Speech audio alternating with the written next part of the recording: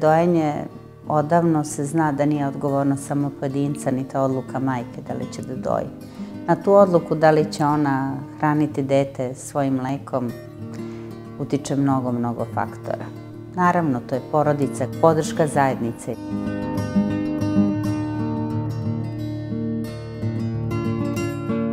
Da li imaju dovoljno mleka za svoju bebu, da li je mleko dobro, da li je, ako je koristila neke lekove, da li je to mleko dobro i da li beba može da sisa ako mama koristi lekove.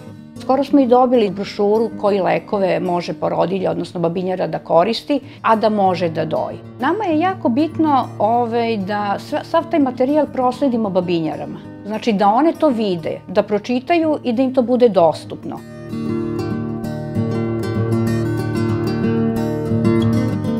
Kako su prve preporuke stizale da dete ne treba odvajati od majke, da detetu treba dozvoliti podoj, da dete treba da ima sve prakse podrške dojenju kao i beba čija majka nije COVID pozitivna, mi smo to na Republičkoj stručnoj komisiji usvojili i naravno Institut za javno zdravlje Batut je vrlo brzo to prosledio svim porodilištima u Srbiji. Smete da negujete vašu bebu i smete da je dojite.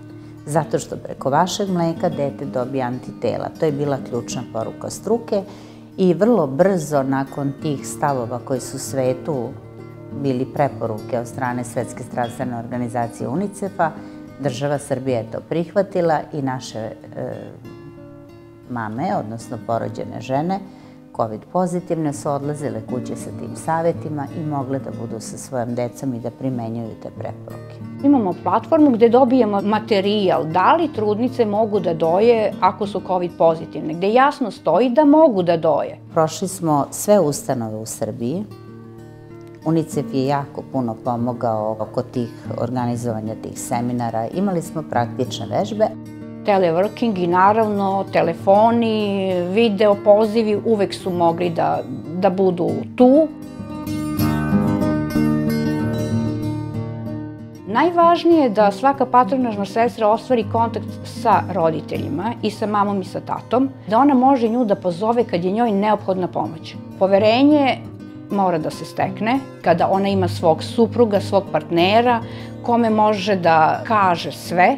I onda sam ja tu kao profesionalac koji sluša nju i zajedničkim snagama stižemo do cilja. Majčino mleko je nezamenljivo i kontakt kože na kožu, to je jako bitan faktor za emocionalni razvoj deteta. Kada stavite dete na grudi, vi na taj način pristajete na jednu interakciju koja se dešava i van stomaka. Vi na taj način uspostavljate kontakt i beba vlada svetom odraslih. To je temelj psihičkog zdravlja. Zato je važno dojenje, ne samo kao nutritivni element, nego kao sve ono što daje dobru potporu za budući život malom detetu.